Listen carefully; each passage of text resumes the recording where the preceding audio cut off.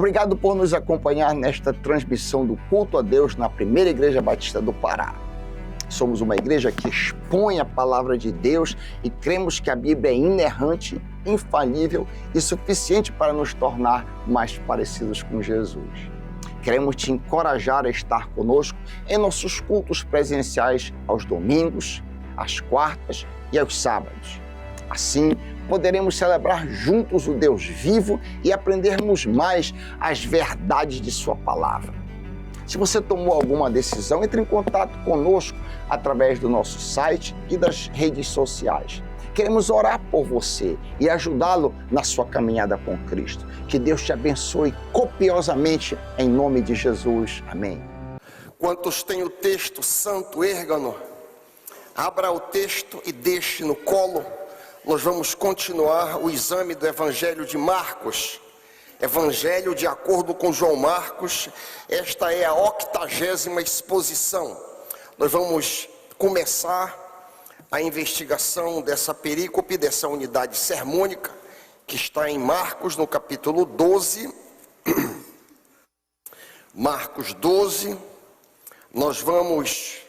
Esta exposição será dividida em duas partes. Faz bastante tempo que eu não faço isso, né? Mas eu não consegui vencer o conteúdo enorme de carne, contida nessa unidade. Então, nós vamos considerar dos versículos 13 ao 17. Marcos 12, 13 ao 17. Eu leio na Ara, você acompanha na sua tradução. E enviaram-lhe alguns dos fariseus e dos herodianos, para que o apanhassem em alguma palavra. Chegando, disseram-lhe: Mestre, sabemos que és verdadeiro e não te importas com quem quer que seja, porque não olhas a aparência dos homens, antes, segundo a verdade, ensinas o caminho de Deus. É lícito pagar tributo a César ou não? Devemos ou não pagar?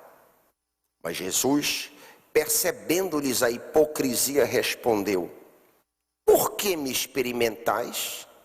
Trazei-me um denário para que eu veja. E eles lhe o trouxeram. Perguntou-lhe Jesus: De quem é esta efígie e inscrição? Responderam: De César. Disse-lhes então Jesus: Dai a César o que é de César e a Deus o que é de Deus. E muitos se admiraram dele. Pai, abre o nosso entendimento. Fala conosco, Pai. Que recebamos a Tua palavra e a entendamos e transformemos esta palavra em aplicação prática para as nossas vidas. Nos ajuda, nós pedimos, Pai.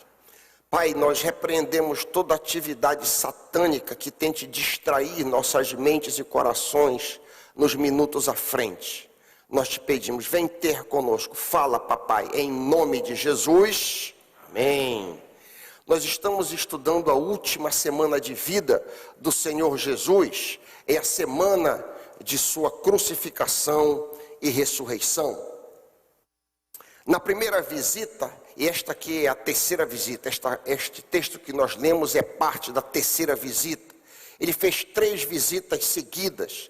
Na primeira visita, vocês lembram, foi a entrada triunfal. Nós examinamos isso detalhadamente aqui. Naquela ocasião, naquela entrada triunfal, ele foi recebido com as mais altas honrarias, aclamado como o esperado Messias. Bate os olhos um pouco mais em cima, tu estás no 12, 13, bate para o 11, 8 em diante. Muitas pessoas estenderam suas capas no caminho e outras espalharam no caminho ramos que tinham cortado nos campos. 9. Tanto os que iam na frente como os que vinham atrás começaram a gritar: Hosana a Deus! Que Deus abençoe aquele que vem em nome do Senhor. Que Deus abençoe o reino de Davi, nosso pai, o reino que está vindo. Glória a Deus nos mais altos céus. Essa é uma essência aí do que aconteceu na primeira visita. No dia seguinte, na segunda visita, Jesus amaldiçoa a figueira no caminho de Jerusalém e posteriormente purifica o templo. Nós também examinamos detalhadamente esses dois eventos, tanto a purificação do templo como a maldição da figueira. É bom lembrar que a época da Páscoa, Jerusalém está fervilhando de gente. Eu até disse que é muito parecido com a época do Sírio em Belém, quando a cidade está fervilhando, gente para todo lado, e o templo era o local principal de ajuntamento do povo. É bom lembrar também que a liderança judaica está irritadíssima. Jesus havia metido o que ele havia feito 3 anos antes, limpando o bazar de Anás, derrubando cadeira, expulsando pomba, pintou o caneco. A liderança está furiosa com ele. Esse é o clima. É bom a gente entrar nesse clima de raiva, de animosidade que havia contra Jesus. É justamente nesse clima aí que as autoridades confrontam Jesus em bloco, dizendo: com que autoridade tu fazes essas coisas? E Jesus, ao invés de responder com que autoridade, disse assim: eu vou fazer uma pergunta. João, o meu primo João Batista, ele foi enviado por Deus ou foi enviado pelos homens?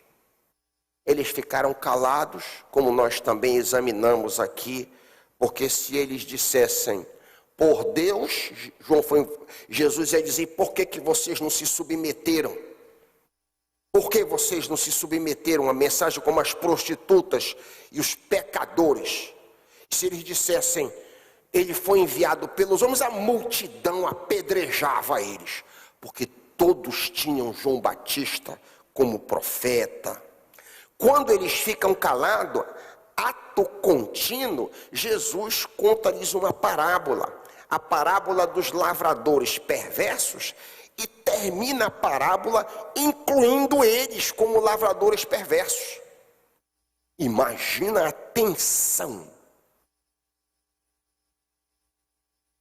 Quando Jesus termina de contar a parábola dos lavradores, eles, irritados, tentam prendê-lo, mas temiam o povo. Outra vez, Marcos 12, 12. Observa um detalhe no final de Marcos 12, 12, bate os olhos. Eu vou ler o verso inteiro, mas olha só um pequeno detalhe. Então começaram a procurar um meio de prendê-lo, pois perceberam que era contra eles, contra as autoridades, que Jesus havia contado aquela parábola, mas tinham medo da multidão. Por isso o deixaram e foram embora.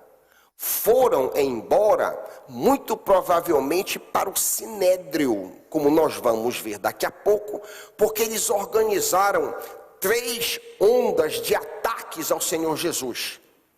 3 levas, eles formaram 3 blocos de oposição para atacar Jesus.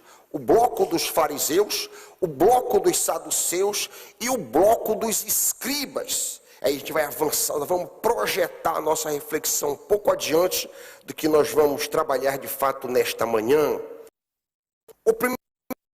Antes, é bom que se tenha em mente que eles vieram todos reunidos de uma vez, mas não deu certo.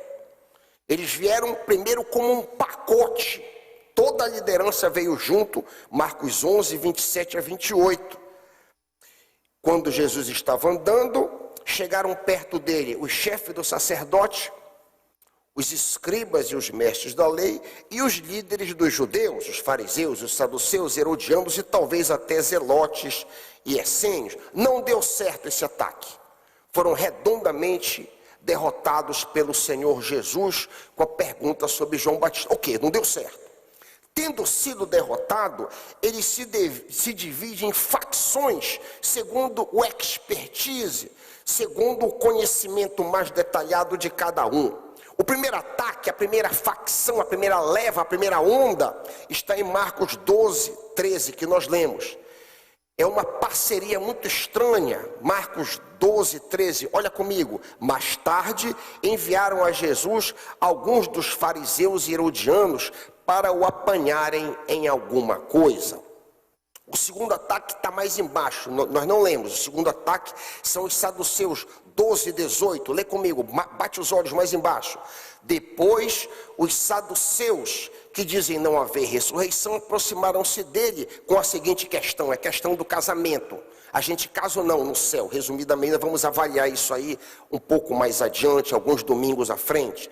O terceiro ataque foi feito por um expert legal, por um doutor da lei, está mais embaixo, está um pouquinho mais embaixo, 12, 28, um gramateu, um escriba, um mestre da lei, que estava ali e ouviu a discussão, e viu que Jesus tinha dado uma boa resposta, e por isso perguntou, qual é o mais importante de todos os mandamentos? De uma maneira contemporânea a nós aqui, qual é o sentido da vida? O que ele quis dizer foi isso. Afinal de contas, por que viver? Qual é o sentido da vida? Após responder tudo e todos, diz o texto que ninguém tinha coragem de fazer mais perguntas a ele. 12:34. Todo mundo redondamente derrotado. A conclusão de Marcos é, ninguém ousava, algumas traduções, ninguém ousava mais fazer perguntas a ele. Ato contínuo, depois de atacado, Jesus vira as metralhadoras para cima deles. Depois de ser duramente atacado, Jesus volta a espingarda e começa a metralhar em cima dele. Olha aí, 12:35 adiante. Como podem os escribas ensinar que o Messias é o descendente de Davi? Eles não vão conseguir contra-argumentar e ainda por cima, carga de pancada e violência maior ainda contra eles. 38-40. Dizia ao povo, cuidado com os mestres da lei. 38-40. Eles gostam de andar de lá para cá, usando capas compridas, e gostam de ser cumprimentados com respeito nas praças. Preferem os lugares de honra nas sinagogas e os melhores locais nos banquetes. Exploram as viúvas e roubam seus bens. Já pensou o insulto? Imagina o insulto para aqueles homens barbados, dignificados, com aquela roupona. Roubam os seus bens e, para disfarçarem, fazem orações compridas. Portanto, o castigo que eles vão sofrer será pior ainda. Imagina o montar de uma tensão.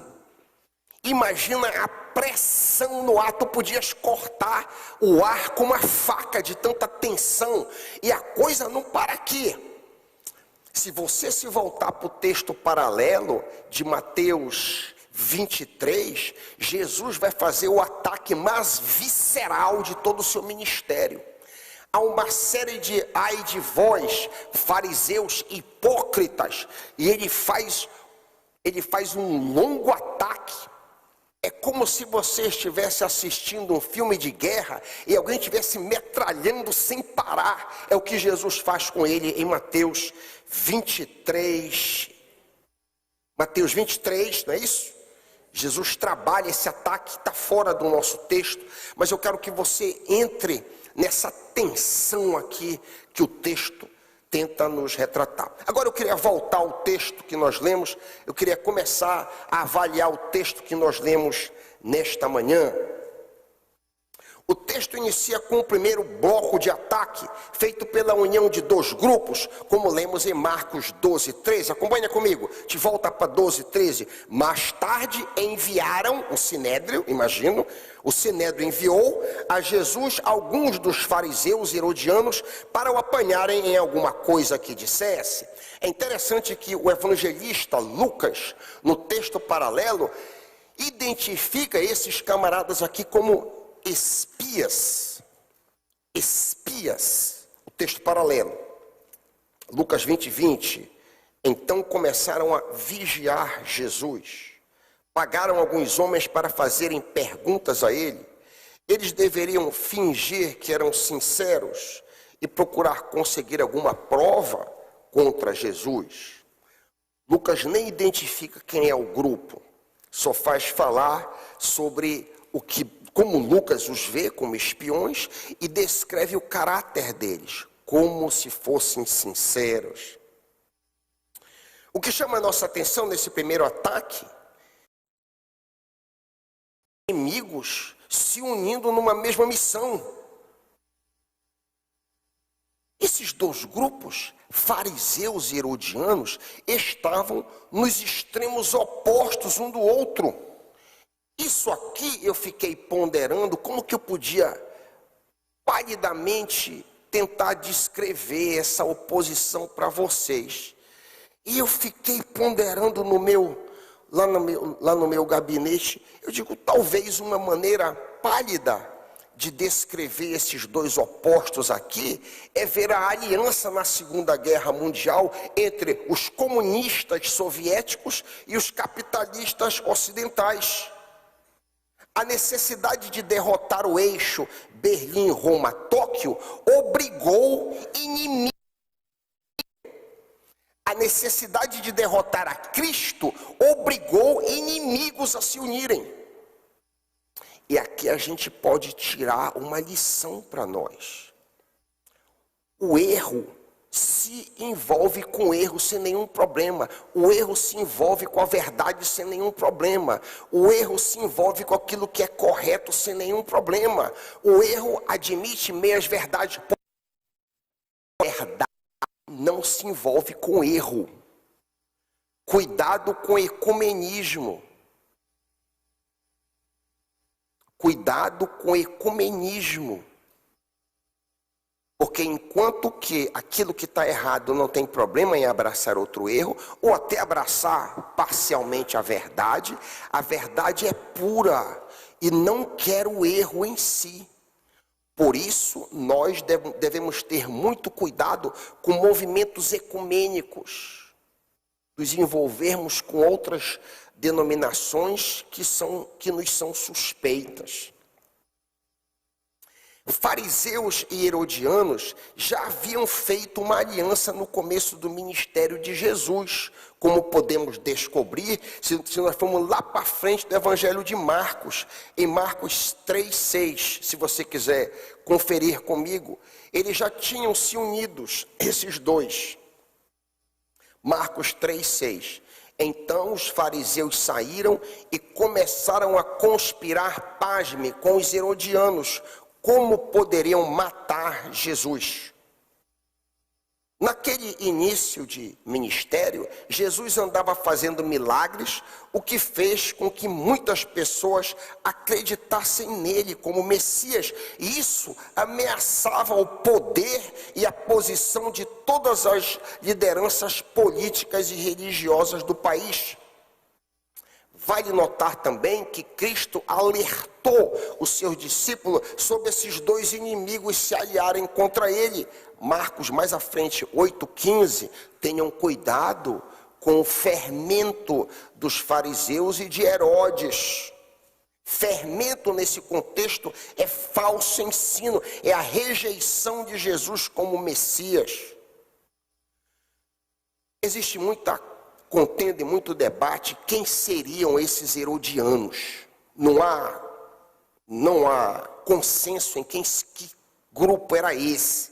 Mas muitos estudiosos acreditam que os herodianos viam na figura de Herodes o Grande, aquele que mandou matar os bebês, e depois os seus filhos, Herodes Antipas, no caso, que estava querendo ver Jesus e acabou vendo Jesus já no final do seu ministério, que essas pessoas viam na família de Herodes o messianismo, uma espécie de salvador que colocaria a terra judaica em favor do Império Romano e traria consequentemente bênçãos para Israel. A apresentação de Jesus como Messias era uma ameaça à tentativa dos herodianos de fazer de Herodes o poder político influente na terra. Fora o projeto de destruir Cristo, não havia nada em comum entre eles. Eu vou dizer isso de novo. Fora o projeto de matar a Jesus. Fora isso, nada, eles não tinham nada que os pudessem unir. Eles eram adversários. Herodianos estavam interessados em política, os fariseus estavam interessados em teologia. Herodianos não tinham interesse em defender valores, costumes e identidade judaica. Os fariseus eram patriotas até a alma. Os fariseus eram nacionalistas até a alma. Herodianos estavam interessados na lei de Roma. Fariseus estavam interessados na lei de Moisés. Herodianos eram defensores da casa de Herodes, como o nome diz. Fariseus eram defensores da casa de Davi. Os fariseus, veja bem, a hipocrisia, eles desprezavam os herodianos. Eles desprezavam os herodianos como bajuladores dos estrangeiros idumeus. Os fariseus no coração tinham em escárnio esses, para usar um termo um pouco sujo, esses puxa de Herodes. Mas, quando conveniente, né? É conveniente aqui, vamos pegar essa turma de bajulador e levá-los conosco. Enfim, o que as autoridades religiosas queriam ver Jesus morto, mas eles não tinham poder para fazer isso. Eles não podiam matar Jesus com suas próprias mãos, conforme eles mesmos dizem a Pilatos: nós não temos o direito de executar ninguém. João 18:31. Porém, uma possibilidade de matar Jesus era fazer com que Jesus parecesse um rebelde contra Roma. E é muito interessante que justamente nesse período da Páscoa, tanto o governador da Pérea e Galileia, Herodes Antipas, quanto o quinto procurador romano, Pôncio Pilatos, estavam na capital. Olha que coincidência, que momento oportuno. A pergunta feita para Jesus o deixará numa situação dificílima, como veremos já já. Lemos a pergunta em Marcos 12:14. 12:14. É certo pagar imposto a César ou não? Essa é a pergunta. Devemos pagar ou não devemos pagar? Deixa eu parafrasear isso aqui, porque a multidão está olhando. Olha aqui, olha para mim, deixa eu parafrasear e ouça com bem atenção. Deveríamos nós, judeus, pagar imposto aos idólatras romanos que invadiram a terra santa do nosso Deus? Esse é o espírito dessa pergunta aqui. Deveríamos nós, judeus, pagar taxas aos nossos violentos opressores, aos ladrões que estão roubando a nossa nação e ao nosso povo? Veja bem, o espírito dessa pergunta coloca Jesus numa situação bastante difícil. E a questão de pagar tributo para Roma era sensível. Era muito sensível, porque os judeus achavam que essa taxação era uma traição contra o único Deus, o rei verdadeiro que eles adoravam. Para complicar a situação, quando Jesus pede uma moeda e pergunta pela imagem impressa na mesma, essa sensibilidade, em vez de amortecer, em vez dele pegar um shekel, por exemplo, ele pega um denário. E a coisa fica mais complicada ainda. Jesus diz, versículos 15 e 16, olha comigo. Tragam-me um denário para que eu veja. O judeu não carregava, no geral, o judeu não carregava denário no bolso. Essa é uma moeda romana, a gente vai ver já já.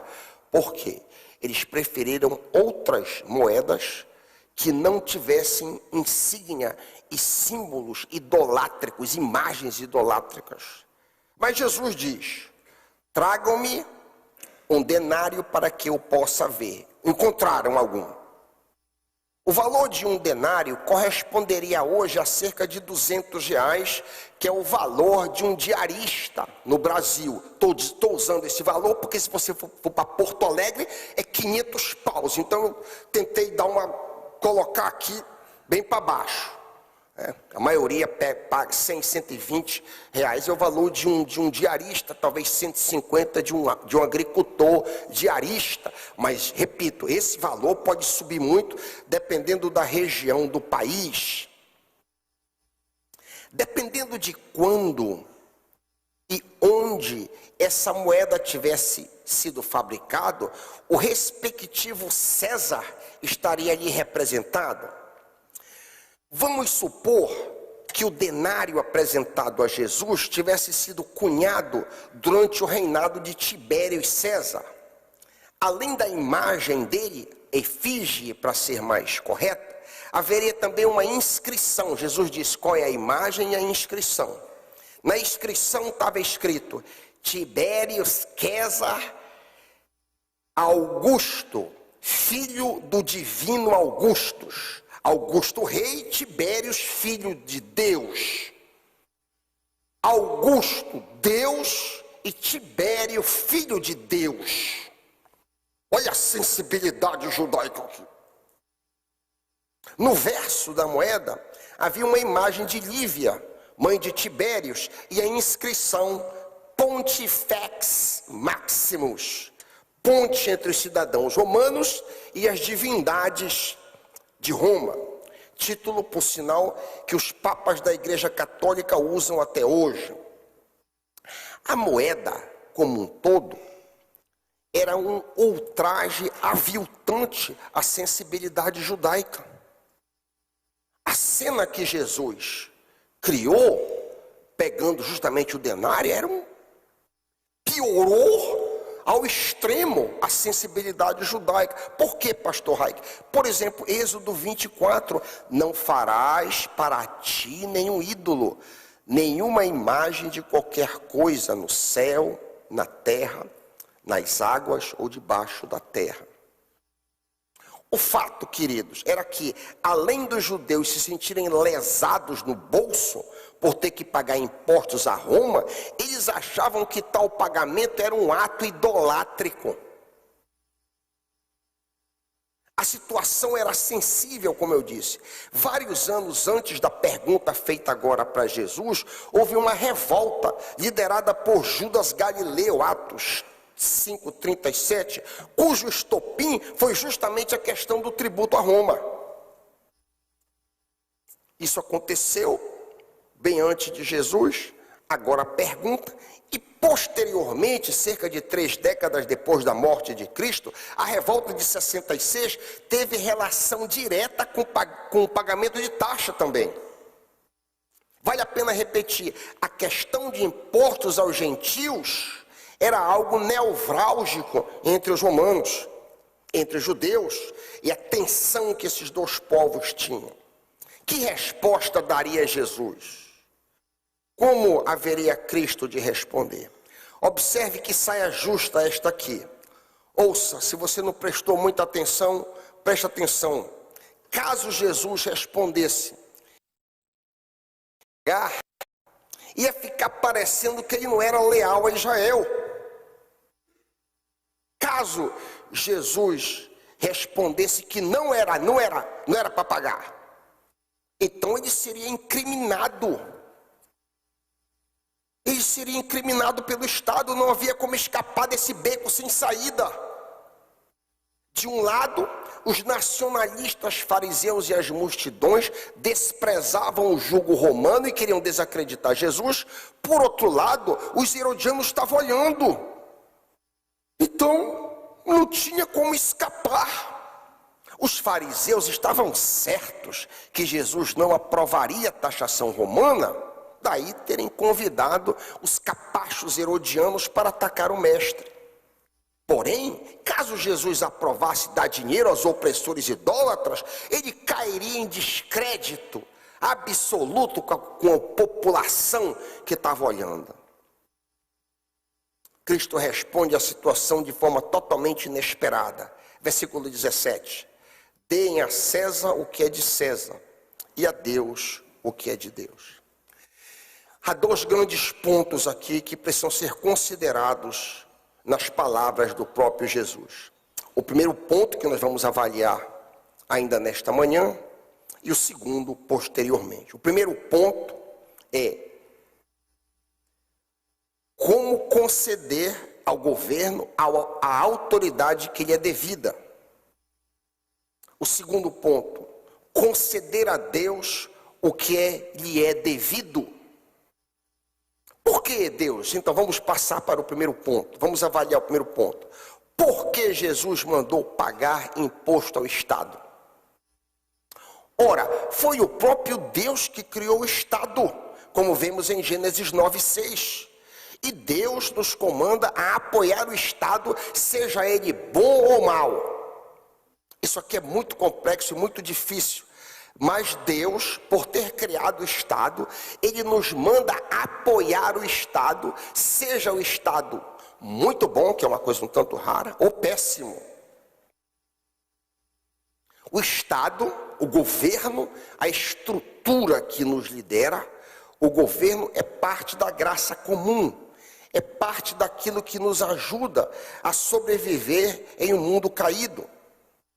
Durante o governo de Nero, um dos mais cruéis, satânicos e absurdos que aconteceu na história humana, Paulo escreveu as seguintes palavras.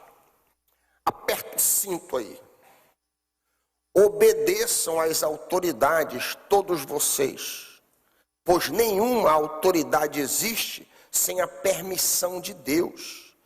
E as que existem foram colocadas nos seus lugares por ele. Implica, se você estiver raciocinando como eu, Hitler, várias autoridades estão vindo à sua mente agora.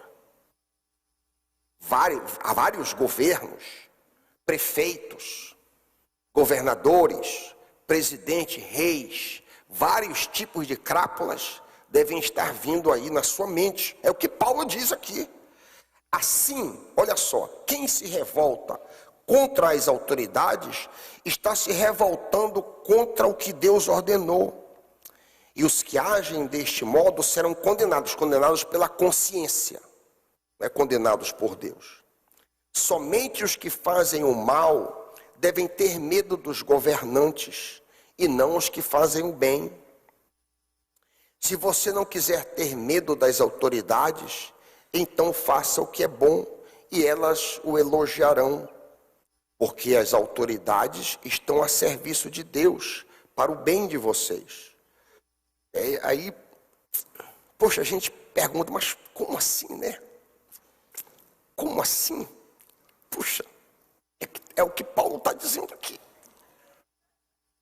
As autoridades existem para o vosso bem.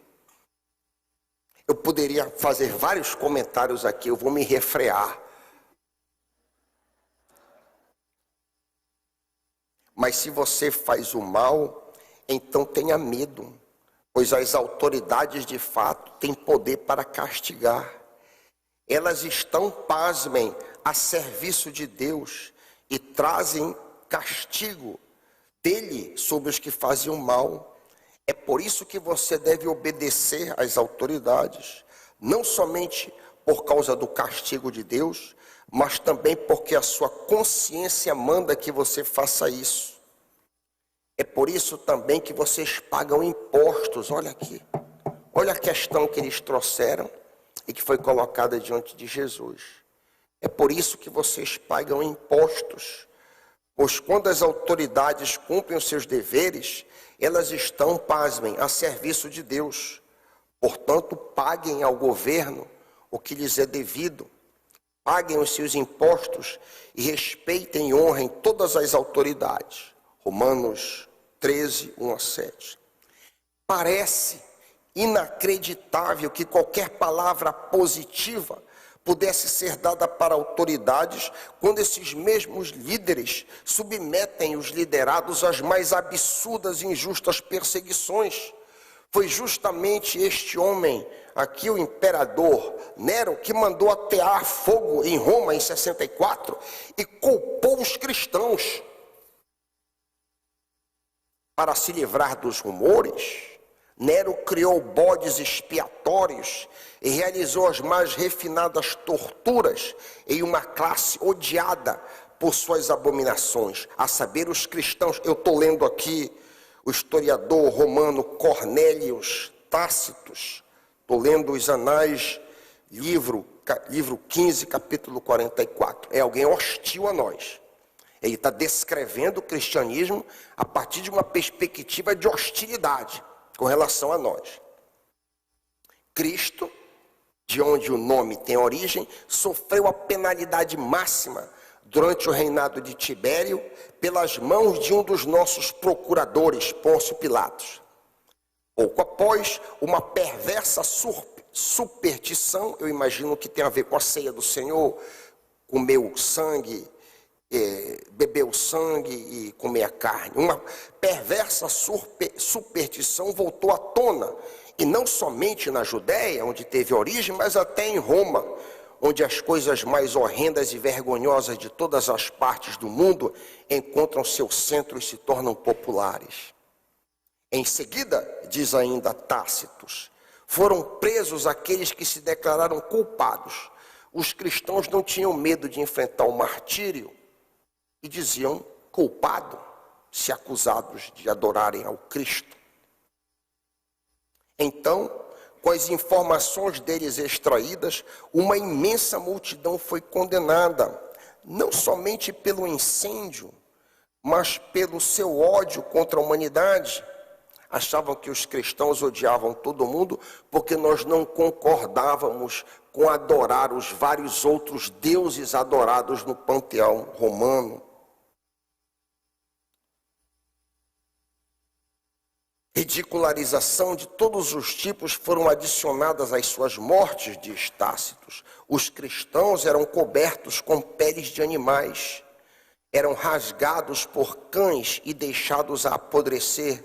Os cristãos eram crucificados, condenados às chamas e queimados para que servissem de iluminação noturna quando a luz do dia já se estivesse extinguido. Que lição nós poderíamos tirar? Eu poderia tirar e você poderia tirar das palavras de Jesus: dai a César o que é de César. Quais são as lições? Eu sem muito raciocinar, alistei algumas aqui. E já pequei inúmeras vezes, acabei de pecar ainda há pouco, com a primeira lição. Como cristãos, isso aqui é difícil para você e para mim colocar em prática, tá? Como cristãos, não nos cabe insultar e amaldiçoar os governantes, por piores que eles sejam. Segundo, as nossas discordâncias devem ser sempre pacíficas, sejam por passeatas e protestos que nunca devem envolver o uso de força. Terceiro, nós somos chamados a orar pelas autoridades, prefeitos, legisladores, juízes, polícia, forças armadas, etc., como lemos em 1 Timóteo 2, meus irmãos, eu estou pregando para mim, tá? Eu estou pregando nessa manhã para mim. Eu estou muito longe desse padrão aqui. E é muito provável que a maioria de esteja muito longe desse padrão aqui também.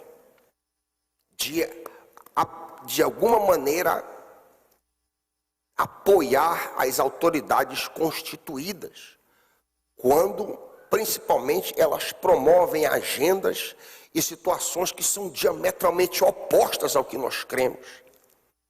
E, por vezes, perseguem missionários que nós apoiamos, colocam até a morte pessoas que nós amamos.